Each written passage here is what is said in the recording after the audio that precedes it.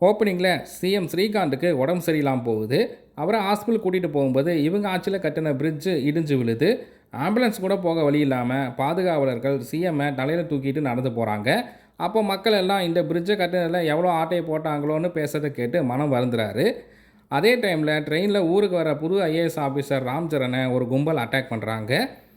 அவங்கள எப்பவும் போல் ஹீரோ தான் அடிச்சு துவைப்பார். அப்புறம் ஒரு இன்ட்ரோ சாங்கு.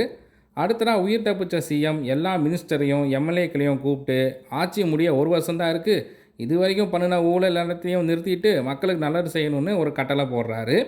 இதனால் சிஎம் மகனான மினிஸ்டர் எஸ்ஜே சூர்யாவோட மணல் கொள்ளை வியாபாரம் சிக்கலாகுது. ஆனாலும் சிஎம்க்கு தெரியாமல் நைட்டில் மணல் எடுக்க பார்த்தா ஐஏஎஸ் ஆஃபீஸர் ராம்சரன் தடையாக இருக்கார். ஒரு நாள் சிஎம் ஃபங்க்ஷனில் அஞ்சலி சிஎம் கிட்ட நாட்டில் நடக்கிற பிரச்சனைகளை சொல்ல, அதை சொல்ல விடாமல் எஸ்ஜே சூர்யா ஸ்டேஜை விட்டு தள்ளி விட, அப்போது ராம்சரண் எஸ்ஜே சூர்யாவை அடிச்சிட்றாரு. மினிஸ்டரையே அடித்ததுனால அவரை சஸ்பெண்ட் பண்ணிடுறாரு சிஎம். அது போக எஸ்ஜே சூர்யாவையும் மினிஸ்ட்ரி விட்டு இறக்கி கட்சியிலேருந்து நீக்க பார்க்க தான் சிஎம் ஆகணும்னு அப்பாவையே கொலை பண்ணிடுறாரு எஸ்ஜே சூர்யா. ஆனால் சாகருக்கு முன்னாடி சிஎம் ஒரு வீடியோவில் கடைசி ஆசையாக ராம்சரண் தான் நெக்ஸ்ட்டு சிஎம், அது போக தனக்கு அவர் தான் கொல்லி வைக்கணும்னு சொல்லியிருப்பார்.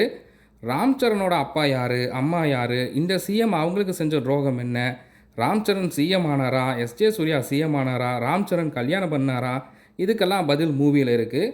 இது சங்கர் படம். சமூக கருத்துக்கள் எல்லாம் ஓகே, பட் சினிமாவில் மட்டும் பேசி என்ன பிரயோஜனம்? நன்றி, வணக்கம்.